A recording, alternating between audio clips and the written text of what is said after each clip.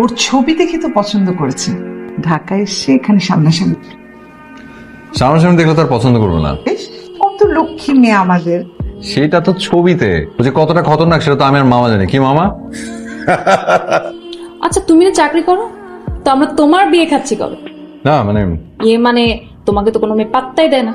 না তুই ফালতু কথা বন্ধ করে খাওয়া শেষ কর, নাহলে তোর খবর আছে। আহা, এই 2 দিন পর না তোর বিয়া? হ্যাঁ মামা, খাও তো, খা খা। পরে দেখা যাবে। মানে এমন ভাবে কথা বলছে যেন আমি একটা বাচ্চা। হ্যাঁ তুমি আবার ছোট বাচ্চা। মানে এমনিতেই না আমার মেজাজ। যাই হোক, কালকে দেখা হচ্ছে তো। তুই আমি তোমাকে পরে কল দিচ্ছি।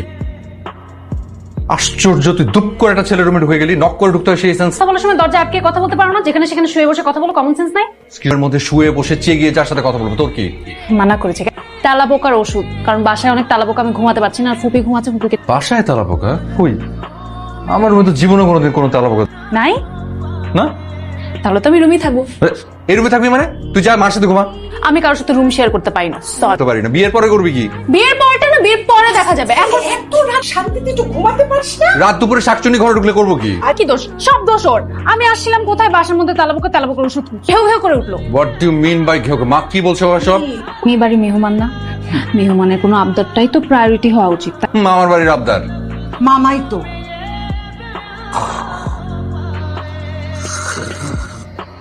মামা, মামা এই চল চল চল চল চল। চল না, আমি আমি স্বপ্ন দেখতেছিলাম যে একটা সোরাস বলবি। না, ওই শিখা আমার ঘরে ঘুমাবে তো আমি। ও ঘুমাবি? ঘুমা। আয়, আয়।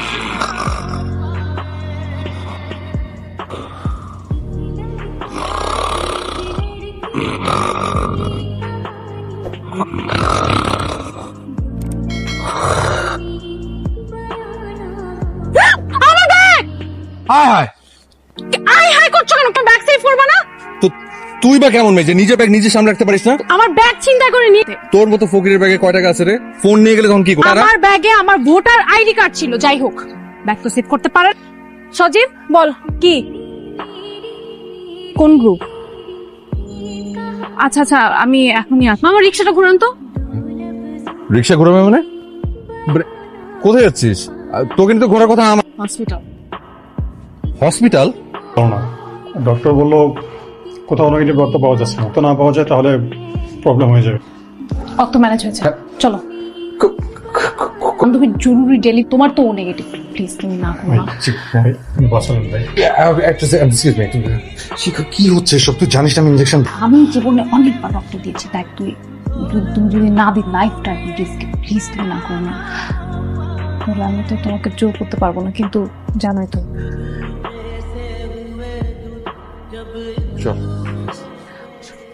কিছু ভয় আছে? আমি সবকিছু পুরো ঝাপসা দেখছি। আমি বাঁচবো না। পাগল না, বাঁচবা না এটা কোনো ব্যাপার না। ওই শরীর একদম চাঙ্গা হয়ে যাবে। আমি ছাড়ছি না। মামা ডাব দেন তো একটা।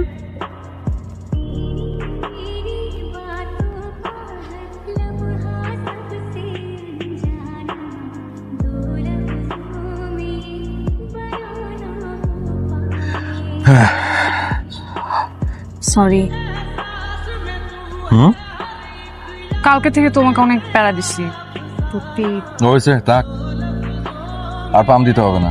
শোন, তুই একা একা বাসে চলে যেতে পারবি না? হ্যাঁ যেতে ইয়ে, আমার কাজ আছে, তুই চলে যা। আমি চলে যাব মানে? মাও কত? আমি তোমাকে এইভাবে একা ছেড়ে যেতে পারবো না। আরে, তো অনেক আমি- রিস্ক আছে। এমনিতেই অজ্ঞান হয়ে পড়ে যাচ্ছিল রক্ত দেওয়ার আগে। আর তুমি এখন রক্ত দেওয়ার পর যদি আমি বললাম তো একদম ঠিক আছে, আমার খুব জরুরি কাজ আছে। ডেট কিনা, আমি তোমার সাথে যাই, তুমি যেখানে যাচ্ছ। আমি তোমাকে কোনো প্যারা দিব না।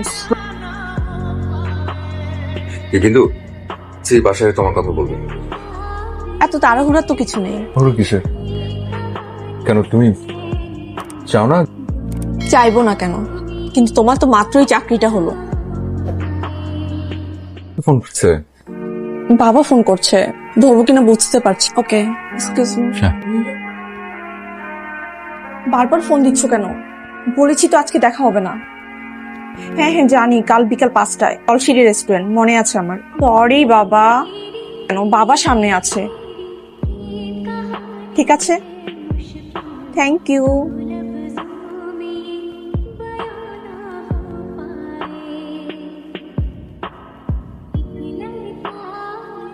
আমি সোজাসুজি বলি, হ্যাঁ বল। ও তোমার সাথে চিট করছে। আচ্ছা, তুই আমার কাজিন, সম্পর্ক সুযোগ পেলে তুই আমাকে পচাস, আমিও তোকে ছাড়ি না সুযোগ পেলে। ওকে, এই ব্যাপারে কোনো ফাজলামি আমি আমি কোনো একদম বরদাস্ত ফাজলামি করব না। করছি না, আমি বলছি, আমি নিজে কানে শুনেছি। আচ্ছা তাই তো চলছে না তোর বিয়ের খবর শুনে? জলছিরি রেস্টুরেন্ট চিনো?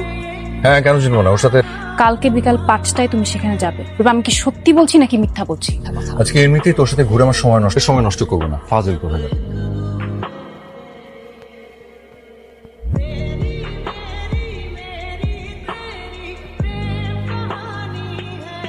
জলছিরি রেস্টুরেন্ট চিনো?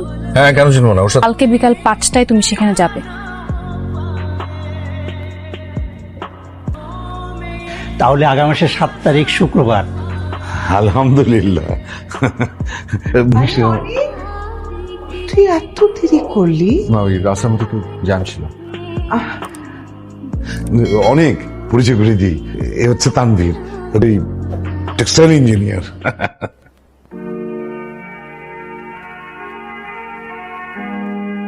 বসুন, আপনারা কথা বলুন, মামি ভেতরে।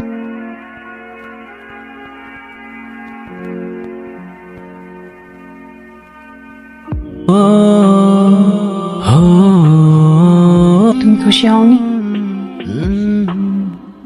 ও হ্যাঁ, অবশ্যই তুমি তো খুশি হবেই। এখন আর কেউ পচাবে না, তোমার সাথে ঝগড়া করবে না, তোমার তো খুশি হওয়ারই কথা। আমি কি তোকে কম জানিয়েছিলি? তারপর তোর ছেলে পছন্দ হয়েছে?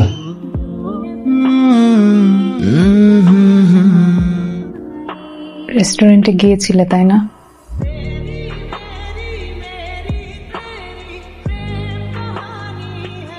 আমি ভাবতে পারিনি, জানিস। তোমার অনেক কান্না পাচ্ছে। কান্না পায়, আমি বাবাকে জড়িয়ে ধরে হাওমাও করে কাঁদি, অনেক হালকা হয়ে যায়, আমার কষ্ট অর্ধেক কমে যায়।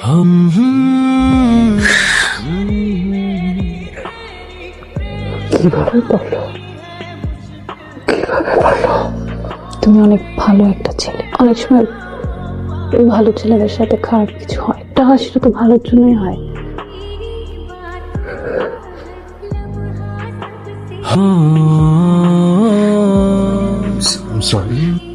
তুমি আমার কথাটা চিন্তা করো। এতদিনের পরিচয়, তুমি মেয়েটাকে বুঝতে পারলে না, আর আমি একটা ছেলেকে বিয়ে করতে যাচ্ছি। ভাগ্যটাই হয়তো এমন। যাই হোক, সর্বনাশ হয়ে গেছে। কি হয়েছে ভাইজান? ওই ছেলে নাকি রাগ করে বাসা থেকে চলে গেছে, বিয়াতে নাকি তার মত নাই। বিয়ের তোর কয়দিন বাকি? কোথায়? আমার মা মারা মেয়েটার কপালে ছিল, আমি কল্পনাও করি নাই একার বিয়ে হবে বল।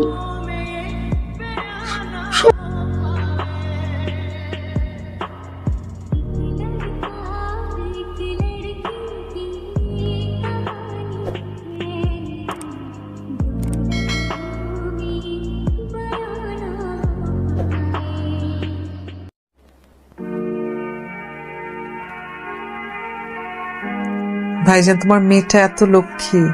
আমার না বরাবরই ইচ্ছা ছিল ওই অনেকের সাথেও। তো দেখো না, ছোট কাল থেকে ওরা একে অপরকে সহ্য করতে পারে না। ভাইজান, তুমি যদি বলো, আমি কি অনেকের সাথে একবার কথা বলবো? অনেক কি রাজি হবে? তাছাড়া শিখাও, জোর করে ওদের উপর কোনো কিছু চাপাই দিতে চাই না। রাজি হলেই এত লক্ষ্মী একটা মেয়ে। আর বুঝিস তো, আমাদের সমাজে এরকম একটা মেয়ে বিয়ে ভেঙে গেলে বিয়ে দেওয়াটা খুব ডিফিকাল্ট হয়ে যায়। অনেক, আমি একটা রিকোয়েস্ট করবো, তুই কি রাখবি বাবা? তোর ফুফু আম্মা একটা কথা বলতেছিল আমাকের ব্যাপারে, তোর বিয়ে নিয়ে একটু। আমি জানি যে আসলে দুজনের মধ্যে বনিবনা তোদের খুবই কম, এখন তো তোরা আর কেউ ছোট নাই, অনেক ভালো বুঝতে পারবি, অনেক তো ছেলে হিসেবে অনেক ভালো। তাহলে তোর ফুফু আম্মার আমি বলি, তুই কি শিখাকে বিয়ে করবি? খুব উপকার হয় না শিখার। আমি খুব খুশি হব আমার জন্য।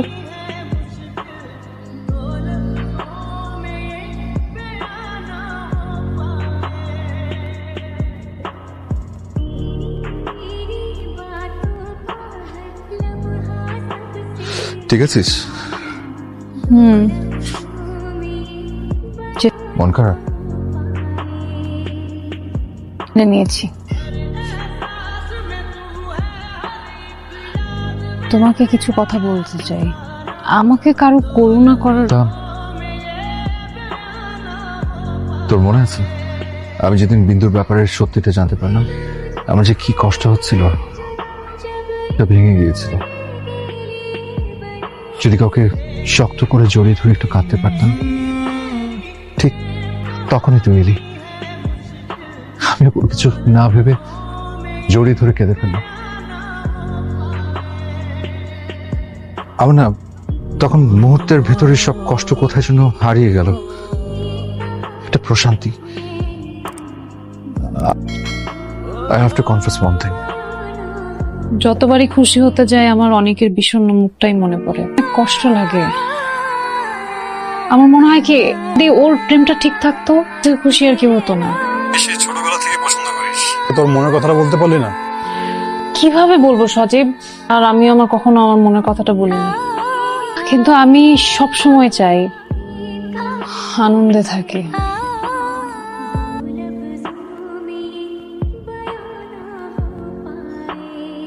শিখার সাথে আপনার বিয়েটা ঠিক হয়ে গেছে, মানে শিখার সাথে আসলে রিলেশন